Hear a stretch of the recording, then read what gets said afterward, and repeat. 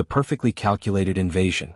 The war room of the Creventhi Empire's flagship Eternal Supremacy hummed with the quiet efficiency of a civilization that had conquered 47 star systems in 3 centuries. Supreme Tactician Vexith stood before a holographic display showing Earth in crystalline detail, every military installation, power grid, and communication hub mapped with obsessive precision. The humans will surrender within 72 hours, Vexith announced to the assembled War Council, her silver exoskeleton gleaming under the ship's bioluminescent lighting. Their response patterns are predictable. We have analyzed 3,000 years of their military history. Commander Zilrax nodded, his 4 eyes blinking in sequence. The simulation has run 4 million iterations. Victory probability, 99.97%.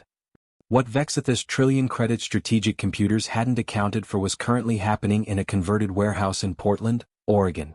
Okay, everyone circle up. Mira Chen clapped her hands, her rainbow-dyed hair bouncing as she addressed the motley crew of performers scattered across the worn wooden floor. Tonight's theme is First Contact Gone Wrong. The Portland Improv Collective, affectionately known as PIC, wasn't Earth's most successful comedy troupe. They performed in a warehouse that smelled faintly of old coffee and optimism, charged $8 for tickets, and their most viral video had exactly 3,000 views. But they were about to save the world. Myra's co-founder, Jackson Jazz Williams, was mid-stretch when his phone erupted with an emergency alert. Then everyone's phones did. Then the walls did. "Attention Earth inhabitants," boomed a voice that seemed to vibrate through quantum space itself. "This is Supreme Tactician Vexith of the Creventhi Empire. You have 72 hours to surrender all planetary authority." Jazz caught Myra's eye. She was grinning. "Are you thinking what I'm thinking?" she asked. "That this is either the best viral marketing campaign ever, or we're about to die?" "Neither." Mira was already pulling up her laptop. "I'm thinking we finally have an audience that can't walk out." Within minutes, humanity's official response channels were flooded with diplomatic messages, military posturing, and panicked governmental statements. The Creventhi computers cataloged each response, feeding them into predictive models. But one transmission cut through all the others. It came from an unlicensed broadcaster in Portland, bounced off 17 satellites, and somehow hijacked every Creventhi communication frequency simultaneously. "Hello. Welcome, Creventhi Empire." Mira beamed into a salvaged webcam. "We're so excited you're here. Before we discuss any surrender stuff, we'd love to get to know you better. How about a little cultural exchange?" Vexith stared at the transmission. This wasn't in any scenario. "Is this a governmental representative?" Zilrax asked. "Uncertain. Analyzing credentials now." "We don't really do credentials," Mira continued cheerfully. "But what we do is improv comedy. You know, the ancient art of making stuff up on the spot? We figured before any invasion happens we should at least share our culture. So here's what we propose. Send down a representative, any representative, and we'll do a show together. Just 1 hour. If you still want to invade after that, we totally understand. No hard feelings." Zilrax's appendages twitched in confusion. "Supreme Tactician, this is clearly a stalling tactic. The humans are buying time to mount a defense." "Obviously," Vexith replied. But something nagged at her. In 3 centuries of conquest, no species had ever responded with an invitation to perform? What do the computers predict if we accept? The pause was longer than usual. "Insufficient data," came the response. Those 2 words hadn't been spoken in Creventhi strategic planning in 50 years. Vexith made a decision that would later be studied in military academies across a dozen galaxies, though never successfully explained. "Prepare a shuttle. I'm going down personally." Back in Portland, the PIC crew was frantically preparing. "She's actually coming?" Desmond Park, their sound guy, looked up from his equipment in disbelief. "The alien warlord is actually coming to our improv show?" "Apparently." Mira was scribbling notes. "Okay, we need to plan." "Wait, no. No planning. That's not improv. We need to unplan." Sage Rodriguez, their newest member, raised a hand. "Has anyone considered that if we mess this up, we might cause Earth's destruction?" Jazz threw an arm around her shoulders. "Sage, we mess up every show. That's literally our brand. The question is, can we mess up so entertainingly that genocide seems like a worse option?" Mira looked at her team, 6 performers who'd never conquered anything except the occasional heckler, about to face an enemy who'd subjugated nearly 50 worlds. "All right, PIC," she said softly. "Let's make them laugh." "Yes, and you're about to conquer Earth?" The Creventhi shuttle descended over Portland like a chrome teardrop, scattering pigeons and causing approximately 300 car accidents. Vexith emerged in full tactical armor, surrounded by 6 elite guards whose weapons could level a city block. They were met in the parking lot by Mira, wearing a vintage blazer over a t-shirt that read, "Make Improv, not War." Supreme Tactician Vexith. "Welcome to Earth." Mira extended her hand. Vexith stared at it. "Is this a challenge ritual?" "It's a handshake. Cultural greeting. You just grab it and here like this." Mira gently took one of Vexith's taloned hands and shook it. "See? Friends already." The Creventhi computers were already struggling. Physical contact with enemy commander outside combat context? No precedent in database. Your performance space? Vexith gestured toward the warehouse with obvious skepticism. "I know it doesn't look like much, but we've got character here. Come on in." Inside, the rest of PIC had transformed the space. String lights crisscrossed the ceiling. A small stage waited, empty except for 2 folding chairs. About 40 people sat in the audience. Locals who'd either missed the invasion broadcast or decided they'd rather die laughing. Jazz stepped forward. "Supreme Tactician, I'm Jackson Williams, but everyone calls me Jazz. Before we start, I need to explain the cardinal rule of improv." Vexith's armor systems analyzed his stance, heart rate, facial micro-expressions. No indicators of deception. Subject appears genuinely enthusiastic. "The rule," Jazz continued, "is yes and whatever your scene partner says, you accept it and build on it. You never deny their reality. You never say no, you say yes and then add something new." "This is a combat technique?" Vexith asked. "It's a collaboration technique," Mira corrected. "Watch." "Jazz, we're in a spaceship." "Yes, and the engine's making that weird noise again," Jazz replied immediately. "Yes, and I told you we should have gotten the extended warranty," Mira added. "Yes, and now we're being pulled into a black hole made entirely of unpaid parking tickets." The audience chuckled. Vexith's tactical computers tried to map the strategic value of this exchange and failed completely. "Your turn," Mira said brightly. "Vexith, you and I are going to do a scene together. I'll start." "Okay. We're at a Galactic peace conference and you just spilled coffee on the ambassador's ceremonial robes." Vexith stood frozen. 4 million invasion scenarios had not prepared her for this. "Just say yes and then add anything," Jazz whispered encouragingly. "Yes, and?" Vexith's voice modulator crackled. "And the robes were already stained from the previous incident with the plasma conduits." "Yes." Mira practically jumped. "Yes, and that's why the ambassador was already mad at us." Something strange happened in Vexith's neural cortex. For 300 years she had calculated, predicted, controlled. Every variable accounted for. Every outcome modeled. This was chaos. Beautiful, terrifying chaos. "Yes, and now the Zorganian delegation is demanding we pay for dry cleaning that costs more than a small moon," Vexith heard herself say. The audience laughed. Not at her, with her.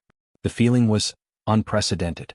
"Yes, and we have to pay in their currency, which is apparently vintage Earth bottle caps." Mira was grinning wildly now. Back on the Eternal Supremacy, Commander Zilrax watched the transmission in growing horror. "Sir, the Supreme Tactician appears to be engaging in cooperative fiction with the enemy?"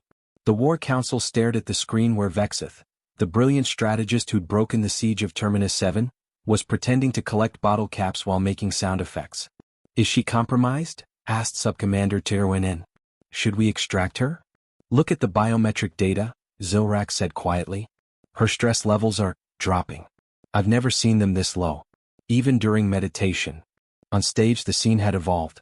Now Vexith and Mira were space pirates arguing over who got to wear the captain's hat. "You always get to wear the hat."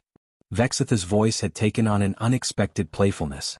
"Because I look better in hats. It's just facts." Mira shot back.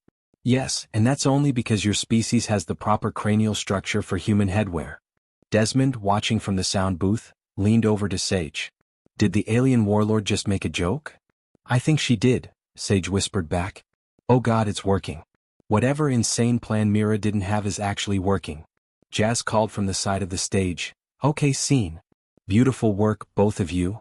He started clapping and the audience joined in. Vexith stood there, her armor suddenly feeling heavy and unnecessary. She'd just spent 7 minutes creating something that didn't exist, solving a problem that wasn't real, with someone who was technically her enemy. And she'd enjoyed it. That was Efficient, she said, struggling for familiar vocabulary. That was fun, Mira corrected gently. Ready for round 2? Vexith's tactical processors threw up warnings.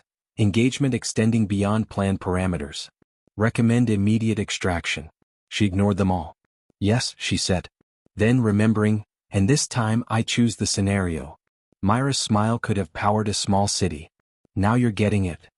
The General's Gambit. 3 hours into what was supposed to be a 1-hour show, Earth's military brass were losing their minds. General Patricia Okonkwo paced the Situation Room at NORAD, staring at the live feed from Portland. Someone explain to me why our planet's fate is being decided by people making spaceship noises with their mouths.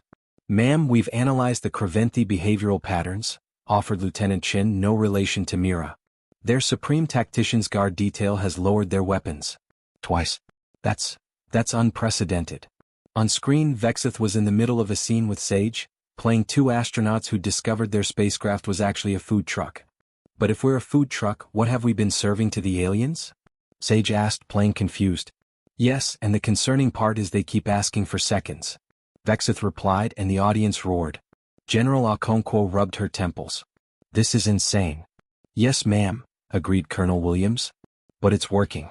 The Craventi fleet hasn't moved from orbit. No weapons charging. They're just watching. Because they were. Aboard the Eternal Supremacy, the invasion had ground to a complete halt. The entire command staff was now watching the feed from Portland, and more disturbingly, several junior officers had started taking notes. Rewind that part where the humans suggested they were astronaut chefs, requested tactical analyst Kerneth. How did Vexith accept that premise so seamlessly? Zilrax was experiencing something the Craventi had no word for, cognitive dissonance. She's been trained to reject illogical scenarios. This violates every protocol. Yes, Commander. But observe her neural patterns. The medical officer brought up a holographic display. She's accessing creative centers that have been dormant since. We don't have records of them ever being active. Back on stage, Mira had called for an audience suggestion. We need a location for the next scene. A dentist's office, someone shouted. Perfect. Vexith, you're the dentist. I'm your patient. Jazz, you're the tooth fairy who's here to negotiate union wages. And go. What followed was 7 minutes of improvisational brilliance. Vexith, who had personally designed the strategy that conquered the Helion Quadrant, was now arguing about dental insurance with a fictional being while trying to perform an imaginary root canal. The Tooth Fairy Union demands better benefits. Jazz declared, standing on a chair.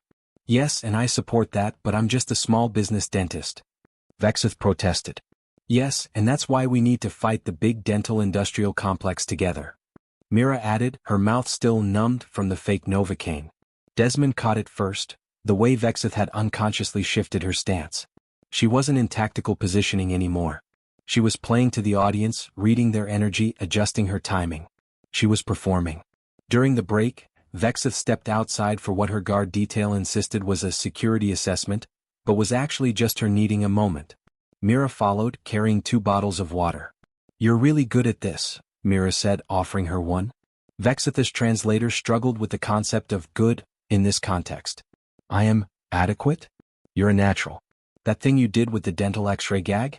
Perfect timing. I have conquered 17 worlds. Cool. And tonight you got 40 Portlanders to laugh. Which is harder, honestly. Have you met Portlanders? Vexith looked at this human, this small, fragile being whose entire species she could eliminate with a single command. Why are you doing this? You must know this changes nothing. My empire will still require your surrender. Mira sat on the curb, patting the concrete beside her. After a moment, Vexith sat too, her armor scraping slightly. Here's the thing about improv, Mira said, looking up at the stars, now partially blocked by Craventi warships. It teaches you that the best outcomes happen when nobody's trying to control everything. When you let go of the plan and just listen, collaborate, build something together. That is tactically unsound. Is it? Your plan was to conquer us in 72 hours. Our non-plan has you sitting on a curb in Portland, drinking water, talking to me. Which one's working better? Vexith had no response to that. One more scene, Mira said, standing and offering her hand. Then you can decide about the whole invasion thing. Deal? Vexith took her hand. What is the scenario? Audience choice. Could be anything. That is. Vexith searched for words. Terrifying. Now you're really getting it. They walked back inside, where Jazz was warming up the audience with a game called World's Worst. The prompt was World's Worst Person to Lead an Alien Invasion. From the back, Sage volunteered, someone who'd rather make friends than war? The audience laughed, but Vexith stopped walking. In her neural cortex something shifted. A variable that had been constant for 3 centuries suddenly became questionable. Final scene. Jazz announced. We need a suggestion, any location, any scenario. 2 leaders trying to find common ground, someone shouted. Jazz looked at Mira. Mira looked at Vexith. Yeah, Mira said softly. Let's do that one. The scene that changed everything. The warehouse fell silent as Mira and Vexith took the stage. No other performers. No props. Just 2 beings from different worlds standing in a pool of warm stage light. Where are we? Jazz asked from the wings, starting the scene. Mira spoke first. We're in a garden. Neutral territory. Between 2 nations that have only ever known conflict. Vexith's tactical computers immediately began mapping advantages, sight lines, defensive positions. Then she remembered. This wasn't real. None of it was real. All of it was real. Yes, and we've both brought weapons we've agreed not to use, Vexith added. Yes, and mine is just a super embarrassing photo of you from high school, Mira said. The audience chuckled, breaking the tension. Vexith felt the shift, understood it. Comic relief. A human social technology as sophisticated as any weapon. Yes, and yours is a recording of your most failed negotiation attempt, Vexith countered. What? Okay, and we both know these weapons are useless because what we actually need is to talk. Yes. Vexith paused. The word hung in the air. And I do not remember how. It wasn't part of the scene anymore. Everyone in the room felt it. Mira, to her credit, didn't break character. Yes, and I'm not sure I know either. But maybe we start with why we're really here. Yes, and I am here because my empire demands expansion. Resources. Territory. It is what we do. Yes, and I'm here because my people demand survival. Safety. A future. It's what we do. Yes, and those objectives are incompatible. Are they? Mira stepped closer. And what if there was a third option neither of us has considered? Aboard the Eternal Supremacy, Commander Zilrax leaned forward. What is she doing? Is this still the performance? The medical officer was watching Vexith's biometrics. Sir. I think the Supreme Tactician is asking herself the same question. On stage, Vexith was experiencing something her species had engineered out of themselves millennia ago. Doubt? There is no third option, she said. I have calculated every possibility. Yes, and calculations don't account for improvisation, Mira replied. What if instead of you conquering us or us fighting you, we just did something else entirely? Such as? Mira smiled. I don't know. We're making it up. That's the whole point. In the audience, General Okonkwo watched via satellite feed, her finger hovering over the emergency military response button. Is she negotiating? Is this a negotiation? I think, said Lieutenant Chin quietly, she's doing something better. Vexith felt her armor systems trying to reassert control. Return to tactical parameters. This engagement serves no strategic purpose. But it did serve a purpose. She just didn't have classification codes for it. What if, Vexith said slowly, the garden we are in is not neutral territory but shared territory? Yes. Myra's eyes lit up. Yes, and we both plant things here. Different things. Things from our worlds. Yes, and some of them don't grow well together. Yes, and some of them create entirely new flowers neither of us expected. Yes, and the new flowers are strange. Perhaps frightening. Yes, and perhaps beautiful. The warehouse was utterly still. 40 Portlanders, 1 elite Creventhi strike team, and several million beings watching via various broadcasts across 2 civilizations, all holding their breath. What are you saying? Vexith asked, and the question was no longer in character. Mira broke the 4th wall completely. I'm saying that maybe the strongest civilizations aren't the ones that conquer. Maybe they're the ones that collaborate. That say yes and instead of no, never. That build something new instead of taking something old. That is not how galactic power works. Says who? The civilizations that came before? And where are they now? Vexith had no answer. The Creventhi had indeed risen on the ruins of 17 previous empires, all of which had followed the same conquest doctrine. All of which had fallen. This is one performance, Vexith said. One moment. Tomorrow reality returns. Reality is whatever we make it, Mira countered. That's what you've learned tonight, whether you admit it or not. Every scene we did, none of them existed until we created them together. We made reality. Right here. Right now. Jazz spoke up from the wings, his voice gentle. How does the scene end? Mira extended her hand to Vexith. Not for a handshake this time. An invitation. That depends, Mira said. Does the leader accept that maybe there's a better way? Or does she stick to the plan that's worked for 300 years? Vexith looked at Myra's hand. Scanned it with every sensor at her disposal. Analyzed it from 47 tactical angles. Then she did something no Craventhi Supreme Tactician had done in recorded history. She guessed. Vexith took Myra's hand and pulled her into what humans called a hug. The audience erupted. Her guard detail nearly fired their weapons. Aboard the Eternal Supremacy, 3 command officers fainted. Yes, and we write a new ending, Vexith whispered. When they finally separated, both had tears in their eyes, a biological response Vexith's species had supposedly evolved past. Jazz walked onto stage, speechless for perhaps the first time in his performing career. Finally he managed, scene. The applause lasted 4 minutes. General Okonkwo, watching from NORAD, slowly lowered her hand from the emergency button. Give me a line to the president. And someone tell me what the hell just happened. Lieutenant Shin was smiling. I think, ma'am, we just witnessed the first act of improv diplomacy in human history. Did it work? We're about to find out. The Council of Calculated Chaos.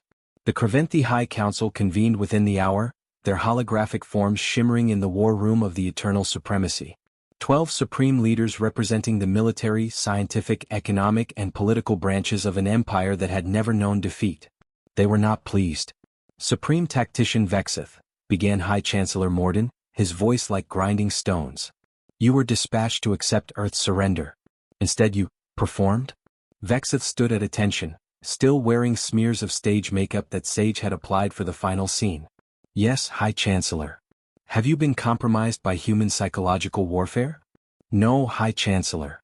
Then explain, demanded War Directorate Prime Zythos, why our invasion fleet remains in holding position while you engage in recreational fiction with the enemy? Vexith accessed the footage from the warehouse, projecting it for the council. I propose we are approaching this incorrectly. The humans have demonstrated a strategic capability we have never encountered. They have no meaningful military, scoffed Scientific Prefect Yulin. Exactly, Vexith said. Which is why our entire strategic framework fails when applied to them. We calculate based on predictable military response. The humans respond with collaborative creativity. We model based on self-interest. They operate on cooperative improvisation. Gibberish, Morden declared. You spent 3 hours playing games. I spent 3 hours learning how they think. And High Chancellor, I believe we have been thinking incorrectly for 3 centuries. The council chamber erupted in overlapping protests. Vexith waited. Finally, Morden raised a hand for silence. Continue. Every civilization we have conquered shared one trait, rigid adherence to predictable doctrine. They fought as their ancestors fought. They negotiated as their predecessors negotiated. We defeated them because we could calculate their every move. Vexith pulled up statistics, battle analyses, conquest timelines. But examine our expansion rate over the past century. Slowing. Each conquest takes longer. Costs more. Why? The council members shifted uncomfortably. Because, answered Economic Overseer Tiranen quietly, the easy targets are gone. What remains are increasingly complex civilizations. Correct. And humans may be the most complex yet, not despite their chaos but because of it. They have formalized the very unpredictability that makes them unconquerable. You're suggesting we cannot defeat them? Zythos's voice dripped with disdain. I am suggesting that defeating them is the wrong objective. The silence that followed was absolute. Vexith triggered another file, her biometric data from the performance. Observe my neural patterns during the improvisation exercises. Regions of my brain that have been dormant since the great efficiency reforms began activating. I was solving problems without calculation. Creating outcomes without prediction. And this is valuable? Yulin asked skeptically. I generated 17 novel tactical approaches during those 3 hours. 17 scenarios our computers had never modeled. Because I wasn't thinking like a Craventhi. I was thinking like something new. Morden leaned forward in his holographic projection. You are proposing we learn from these humans. I am proposing we partner with them. The explosion of protest was immediate and deafening. Meanwhile, on Earth, a similar meeting was occurring. The UN Security Council had assembled virtually, with Mira, Jazz, and the PIC crew sitting in what was formerly a coat closet in the warehouse, now hastily converted to a diplomatic suite. "Miss Chin," said Ambassador Morrison of the United States, "what you've done is either brilliant or has triggered an interstellar war. We're not sure which." "To be fair," Jazz interjected, "we're not sure either." "The Craventi fleet hasn't moved," noted Ambassador Wei of China. "That's encouraging." "Or they're preparing to annihilate us," countered Ambassador Volkov of Russia. Mira rubbed her temples. 3 hours ago she'd been worried about ticket sales. Now she was in a video call with world leaders. "Look, I can't tell you what Vexith is going to decide. But I can tell you what we showed her, that there's a different way to interact. Not winner and loser. Not conqueror and conquered. Something collaborative." "Collaboration with a warlike empire?" Ambassador Morrison sounded skeptical. "They're only warlike because that's all they've ever practiced," Jazz said. "But Vexith? Tonight she practiced something else. And she was good at it. People don't usually go back to the old way once they've found something they're good at." "That's a lot of faith in improvised comedy, Mr. Williams," said Ambassador Volkov. "It's not faith in comedy, sir. It's faith in people, or whatever Vexith is. She felt something tonight. Connection. Joy. Creative collaboration. Those are powerful motivators." Sage, who'd been quietly listening, finally spoke up. "We gave her permission to be something other than a perfect tactical machine. Do you know how rare that is? To give someone permission to be messy and uncertain and creative?" General Okonkwo, sitting in on the meeting, surprised everyone by saying, "The young woman is right. I've watched the footage 7 times. Vexith wasn't just performing. She was transforming. The question is whether her leadership will allow that transformation." As if on cue, every screen in the world flickered. Vexith's face appeared, but she wasn't alone. Behind her stood the entire Craventi High Council. "People of Earth," Vexith began, and her voice was different somehow, still authoritative but warmer. "The Craventi Empire has reached a decision regarding our interaction with your species." Mira grabbed Jazz's hand. Across the globe, people held their breath. "For 300 years, we have approached galactic expansion through a singular methodology: calculated conquest. This approach has been successful. But tonight, your improvisational performers demonstrated an alternative framework that our computational models had never generated." High Chancellor Morden stepped forward. "The human concept of yes and accepting and building upon another's contribution is theoretically sound. It creates emergent complexity that calculation alone cannot achieve. Therefore," Vexith continued, "we propose not conquest but collaboration. A partnership. The Craventi Empire will share technology, knowledge, and resources with Earth. In exchange, you will teach us this improvisation methodology. We will learn to think as you think. To create as you create." Jazz whispered, "Did we just negotiate a galactic trade deal through improv?" "I think we did," Mira whispered back. But Vexith wasn't finished. "However, this proposal comes with one condition. The Portland Improv Collective must agree to perform monthly workshops. For our entire officer corps." The UN chamber erupted. Myra's jaw dropped. 3,000 Craventi military leaders, Vexith said, and there was definitely a smile in her voice now, "will be learning to say yes and—" Mira looked at her team. Jazz was grinning. Sage looked terrified. Desmond had his head in his hands. "So," Mira said slowly, "no pressure or anything. Opening night at the end of the world." 6 weeks later, the Eternal Supremacy had been converted into the galaxy's most unlikely theater venue. 3,000 Craventi officers sat in perfectly calculated rows, their armor polished, weapons secured, preparing for battle. "Combat? No. Improv." "I'm going to throw up," Sage whispered backstage, which was actually a repurposed weapons bay. "You're going to be great," Jazz assured her, pacing nervously. "We've done this a million times. We've never done this. We've performed for drunk Portlanders. These are actual alien warriors who could literally vaporize us if we bomb." Mira was surprisingly calm, sitting cross-legged on a storage container. "Remember what Vexith said? They're not here to judge us. They're here to learn. This isn't a performance. It's a workshop." "A workshop," Desmond repeated from behind his makeshift sound setup, "for 3,000 heavily armed aliens. Normal Tuesday. Through a viewport, Earth hung in space like a blue marble. News feeds showed crowds gathered in cities worldwide watching the broadcast. This wasn't just about Portland anymore. The entire planet was invested in whether their improv troupe could pull off the galaxy's strangest cultural exchange. Vexith appeared, now wearing a modified version of her armor.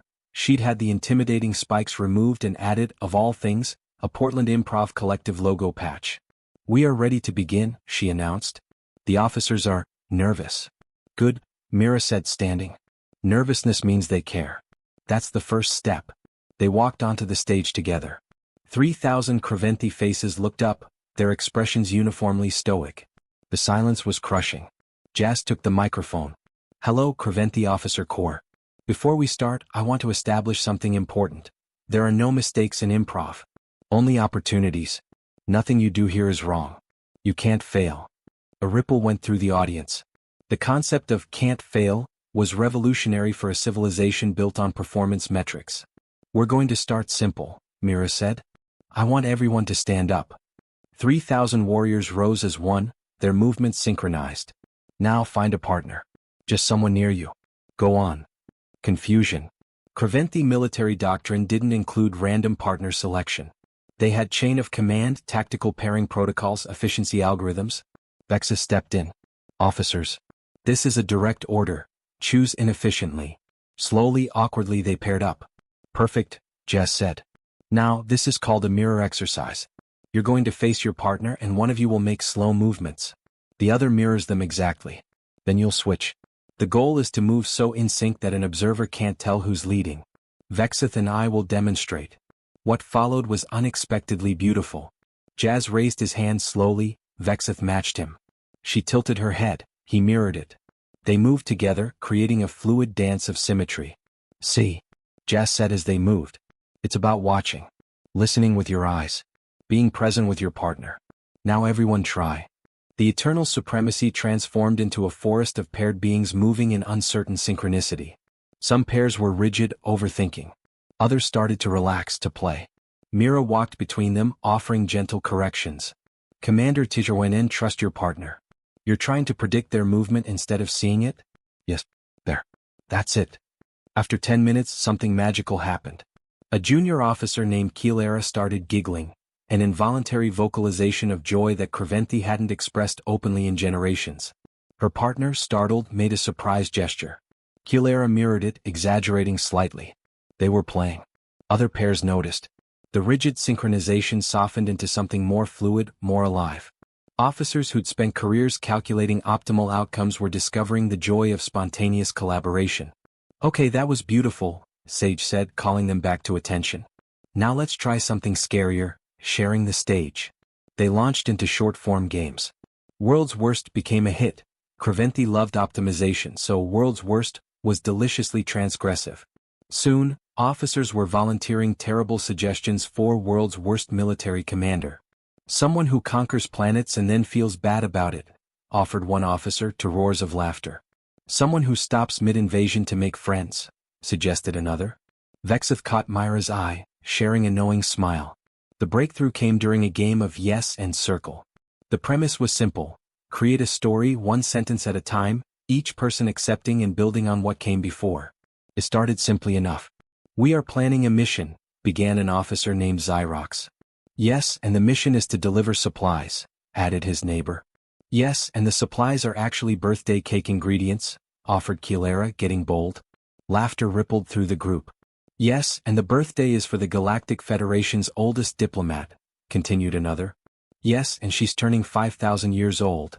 Yes, and she's requested a surprise party. Yes, and Craventi are terrible at keeping secrets." The story spiraled into beautiful chaos. A covert operation to throw a surprise party that involved diplomatic incidents, cake-related mishaps, and eventually a conga line through a demilitarized zone. When it finished, the officers were breathless with laughter. High Chancellor Morden, observing from the command deck, turned to his advisors. "Analysis." "Sir," reported the cultural integration specialist, "productivity metrics show, wait, this can't be right. Social cohesion indices are up 47%. Creative problem-solving capacity has increased by..." "Get to the point." "Sir, they're becoming more effective. Not despite the chaos. Because of it." On stage, Mira was teaching them long-form improvisation. We're going to create a completely new scene. I need a suggestion, any relationship between two characters. A supreme tactician and her conscience, someone shouted. The room went quiet. In Creventhi culture, one didn't acknowledge internal conflict publicly. Vexith stood. I'll do this scene. Who will be my conscience? Commander Zilrax, her longtime tactical advisor, stood. I will. The scene they created was profound. Zilrax, playing Vexith's conscience, questioned every decision. Vexith, playing herself, defended each calculation.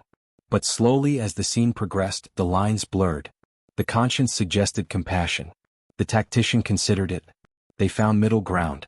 When the scene ended, Zilrax spoke to the crowd. For 3 centuries I have served the supreme tactician.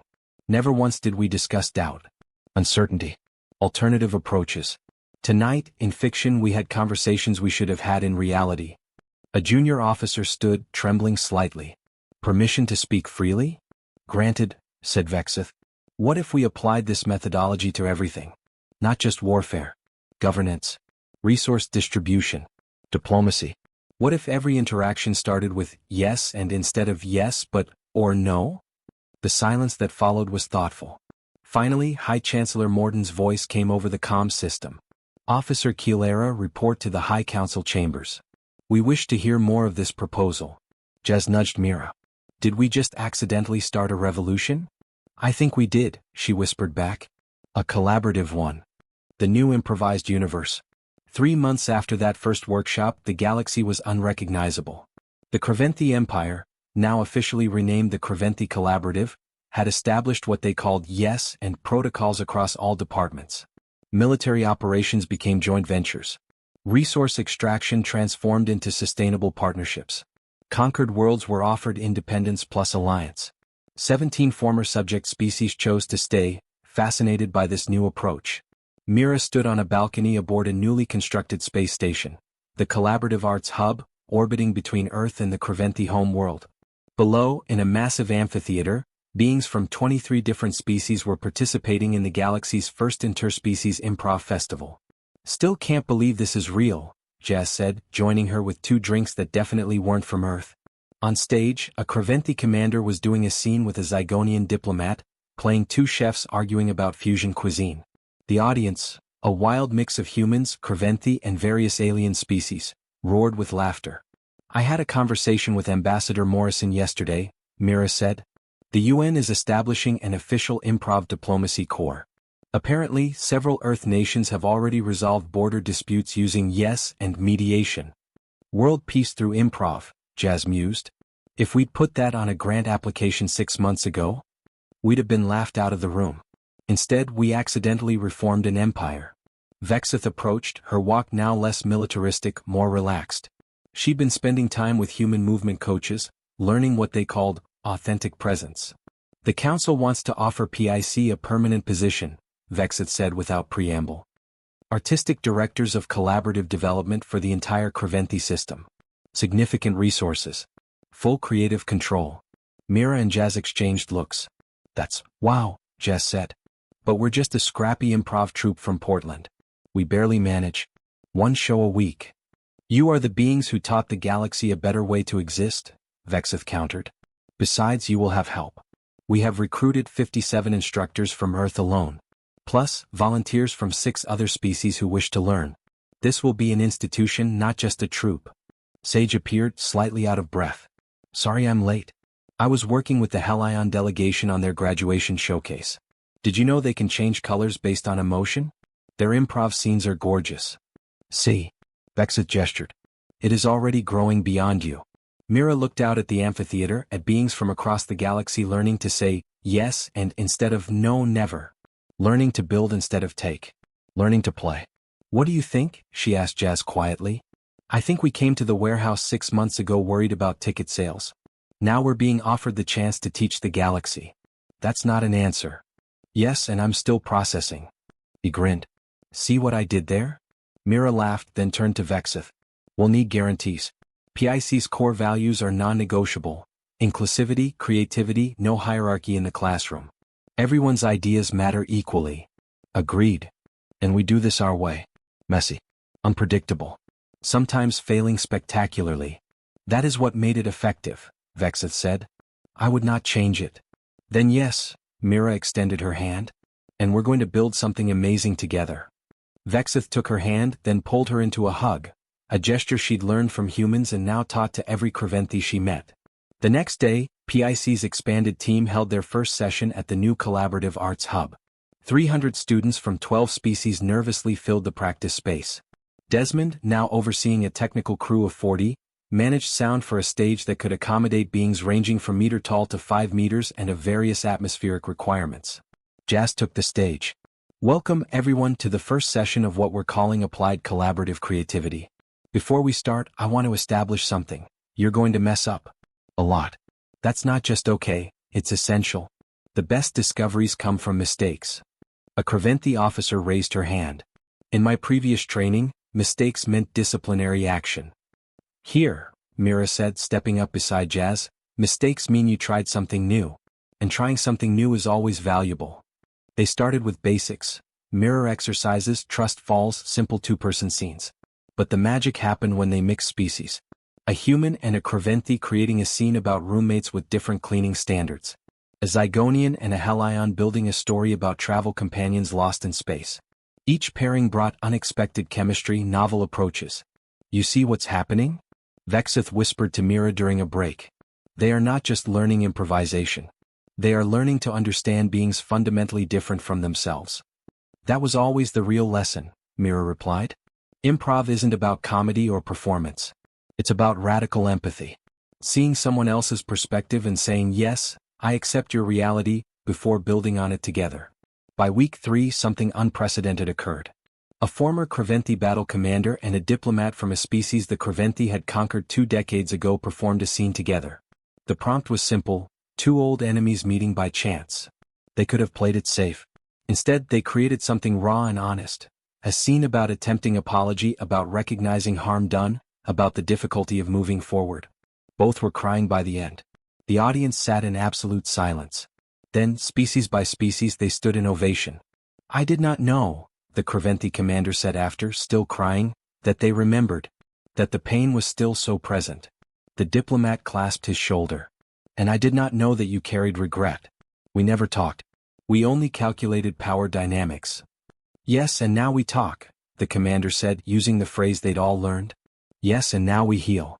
The Collaborative Arts Hub became the galaxy's most sought-after institution.